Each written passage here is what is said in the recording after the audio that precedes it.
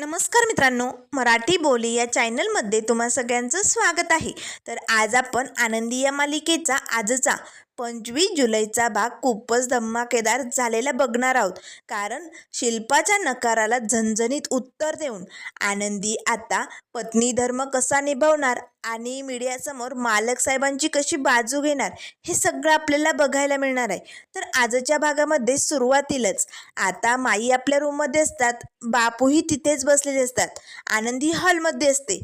तेव्हा माई म्हणू लागतात, आनंदी चल आता मी जशी ट्रीटमेंट देणार ना तसं तुला फॉलो करायचंय.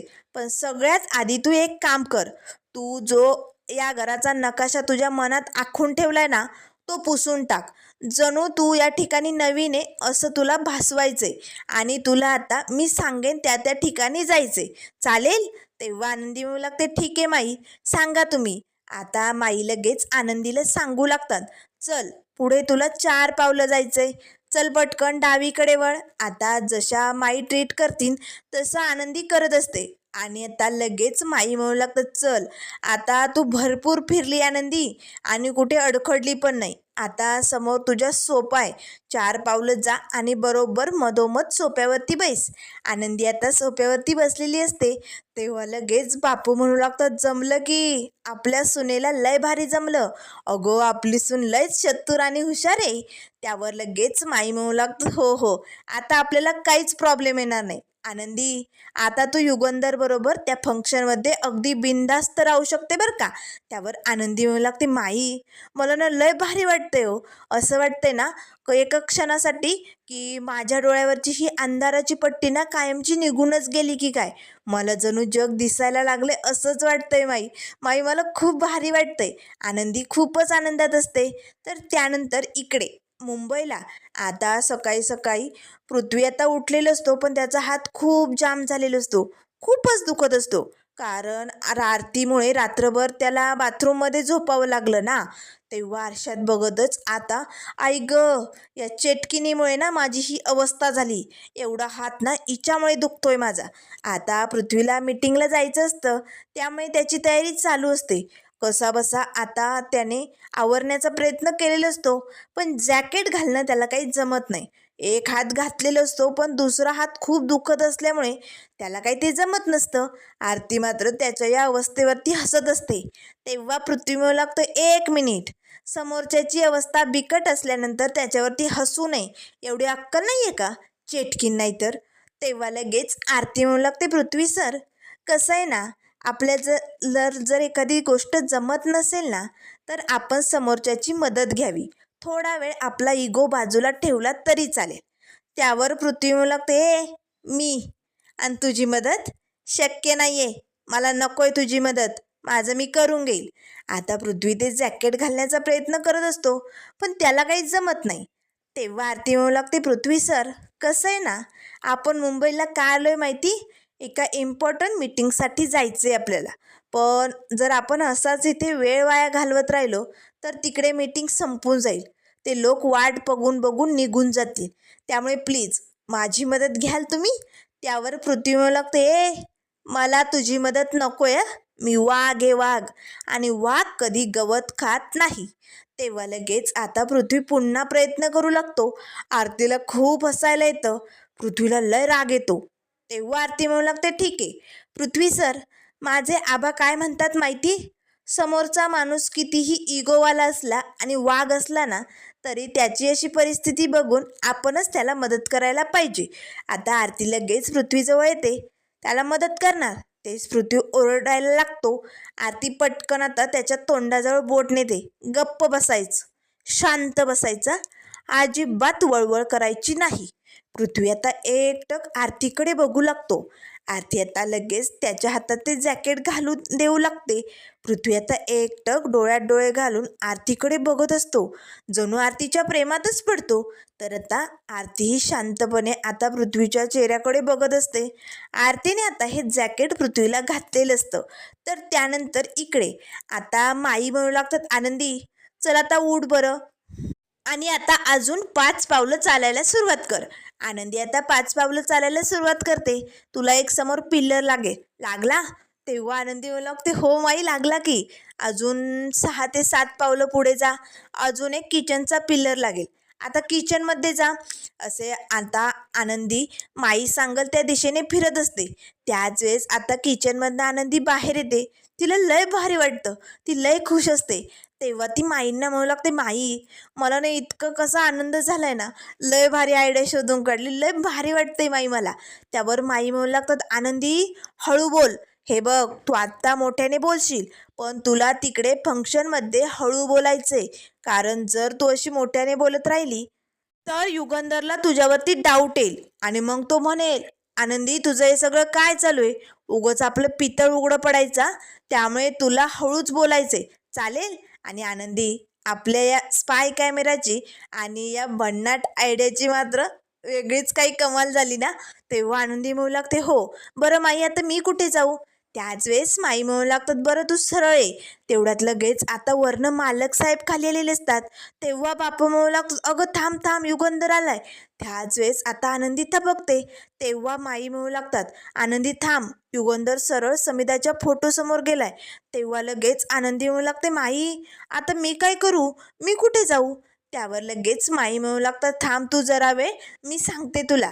आता मालक साहेब इकडे समिधाताईंच्या फोटोसमोर उभे असतात. तेव्हा लगेच आता समिधाच्या फोटोला चंदनाचा टिक्का लावतच मालक साहेब म्हणू लागतात, समिधा आज मला जो काही मान सन्मान मिळतोय, एवढा मोठा जो काही सोहळा रंगतोय ना, तो फक्त तुझ्या आदरामुळे, तुझ्या आशीर्वादामुळे, फक्त हे सगळं क्रेडिट तुला जाते समिधा. तेवढ्यात माई म्हणू लागतात, आनंदी आता तू 5 पावलं पुढे जा. तिथे युगंधर समिधाच्या फोटोजवळ उभा आहे. तुला तिथे पाठीमागे जाऊन उभी राहायचे आणि त्याला म्हणायचे, मालक साहेब या सोहळ्यात जेवढं क्रेडिट समिधाताईंना जाते ना, तेवढंच क्रेडिट तुम्हालाही जाते, तेवढाच मान तुमचाही आहे. त्यामुळे मी तुम्हाला चंदनाचा टिक्का लावू असं तुला बोलायचे. आनंदी लगेच माईंने सांगितल्याप्रमाणे आता मालक साहेबांजवळ येते. आता मालक साहेबांचं पाया पडण्याचं काम झालेलं असतं. मालक साहेब निघणार. तेच आनंदी म्हणू लागते, मालक साहेब जसा या सोहळ्याचा मान आणि क्रेडिट जेवढं समिधाताईंना जातं ना, तेवढंच तुम्हालाही जातं. त्यामुळे मालक साहेब मी तुम्हाला चंदनाचा टिक्का लावू शकते, तुमची परवानगी हवी. आता मालक साहेब लगेच गालातल्या गालात हसू लागतात. आनंदी तू मला लावणार चंदनाचा टिक्का. तेव्हा आनंदी म्हणू लागते, हो मालक साहेब. त्याच वेळेस मालक साहेब म्हणू लागतात, ठीक आहे, दिली परवानगी. आता माई लगेच पटकन इयरफोनमधनं सांगतात, आनंदी आता तू एक काम कर, युगंधरच्या उजव्या हातात चंदनाची वाटी आहे, थोडासा हात पुढे ने, उजवा हाता आणि त्याच्या हातातनं ती वाटी घे. आनंदीने चंदनाची वाटी घेतलेली असते. तेव्हा लगेच आता माई म्हणू लागतात, 45 डिग्रीने हात वरती घे. आता बरोबर समोर जा, थोडंसं पुढे जा, अजून थोडंसं वरती, आणि आता बरोबर युगंधर मालकांना इथे आनंदीने चंदनाचा टिळा लावलेला असतो. मालक साहेब लय खुश होतात. तेव्हा माई म्हणू लागतात, चल आता सरळ तशीच पाठीमागे. तेव्हा आता लगेच मालक साहेबांना फोन येतो, चला चला तुम्ही तोपर्यंत चहा पाण्याची तयारी करा, मी आलोच. तेवढ्यात आता लगेच आनंदी माई आणि बापूंच्या रूमकडे निघालेली असते. त्याच वेळेस मालक साहेब आता निघणार. तेच हॉलमध्ये शिल्पा येते. तेव्हा मालक साहेब म्हणू लागतात, शिल्पाताई बरं झालं, मला तुझ्याशी खूप महत्त्वाचं बोलायचं होतं, तू इकडेच भेटलीस. हे बघ शिल्पाताई, आज एवढा मोठा सोहळा जो ठेवलाय ना, तो महाराष्ट्र शासनाच्या अंतर्गत आहे, पारंपरिक पद्धतीने.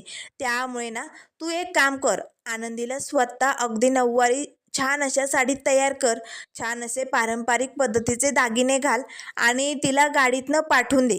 कसं आहे ना, माझी फॅक्टरीत मीटिंग आहे आणि ती मीटिंग आटोपल्यानंतर मी तिकडनं तसंच त्या इव्हेंट सोहळ्याला पोचणार आहे. आनंदीला तयार करशील ना. हे बघ, यात काही गडबड करू नको ताई. तेव्हा आता शिल्पा एक नाही दोन नाही गप्प. मालक साहेब तिकडनं निघून जातात. तेव्हा लगेच शिल्पा मात्र भडकते, या कचऱ्यातल्या पोरीला मी तयार करू माझ्या हाताने, हिची एवढी लायकी आहे का, शक्य नाही आहे. आनंदी मी तुला माझ्या भावाबरोबर त्या सोहळ्यात जाऊच देणार नाही, असं या शिल्पीने ठरवलेलं असतं. तर इकडे आता पृथ्वीला आरतीने जॅकेट घातलेलं असतं. तेव्हा लगेच आता आरती पटकन कंगवा हातात घेते, पृथ्वीचे केस विचारते. आता लगेच पृथ्वी एकटक आरतीकडे बघत असतो. झालं, चला आता निघायचं आणि तुला रेडी नाही व्हायचं का, तेव्हा आरती म्हणू लागते, मला मला कुठे रेडी व्हायचे, मी तर तयार आहे ना, तुला दिसत नाही का? तेव्हा पृथ्वी म्हणू लागते, 1 मिनिट, तू अशी येणार आहे मीटिंगला? अगं आपण मीटिंगला जातोय ना, ती खूप मोठमोठी लोक असणार आहेत आणि तू अशा कपड्यात येणार? नाही नाही नाही, किती मिडिओकर दिसतेस ना तू. त्यावर आरती म्हणू लागते, 1 मिनिट पृथ्वी सर, मी अशीच राहते आणि काय प्रॉब्लेम आहे या कपड्यात? मला ना सवय आहे या कपड्यांची, मी घरी पण अशीच असणार आणि बाहेर पण अशीच असणार, मला दुसरे कपडे नाही आवडत. त्यावर पृथ्वी म्हणू लागतो, हे बघ आरती, समजून घे. अगं आपण ज्या ठिकाणी चाललोय ना, त्या ठिकाणी थोडासा बदल तर करावाच लागेल ना. त्यावर आरती म्हणू लागते, जमणार नाही. तेव्हा पृथ्वी म्हणू लागतो, 1 मिनिट, बदल काय करायचं आहे ना ते मला समजलंय. मग लगेच पृथ्वी आता आरतीजवळ येतो. आरती आता लगेच तिकडनं बाजूला जाणार. तेच पृथ्वी तिचा घट्ट हात पकडतो. आरती आता एकटक पृथ्वीच्या डोळ्यात डोळे घालून बघू लागते. दोघे आता एकमेकांकडे बघत असतात. तर त्याच वेळेस आता पृथ्वी पटकन आरतीने जो अंबाडा घातलेला असतो ना, तो सोडतो. अगदी मोकळ्या केसांमध्ये आरती खूपच छान, अगदी खुलून दिसत असते. आणि लगेच आता पृथ्वी पटकन एक काळ्या गंधाचा असा छोटासा टिपका आरतीच्या कपाळाला लावतो. आरती अगदी छान अशी खुलून दिसत असते. तेव्हा पृथ्वी म्हणू लागतो, आता एकदम छान वाटते जर का, एकदम मॉडर्न. चल आता निघायचं, आपल्याला उशीर होतोय. आरती चला पटकन. आता पृथ्वी आपली बॅग घेतो आणि तिकडनं निघालेलो असतो. आरती मात्र एकटक आरशात बघू लागते आणि स्माईल करते. दोघे आता मीटिंगसाठी निघालेले असतात. तर त्यानंतर इकडे आता माई बापूंच्या रूममध्ये बरोबर आनंदी पोचलेली असते. तेव्हा लगेच आता आनंदी म्हणू लागते, माई अहो जमलं की मला, लय भारी जमतंय ना. त्यावर माई म्हणू लागतात, आनंदी बघ, आपला हा सोशल मीडियावरचा या स्पाय कॅमेऱ्याचा आणि इयरफोन्सचा सोल्युशन अगदी भारी ठरला बरं का.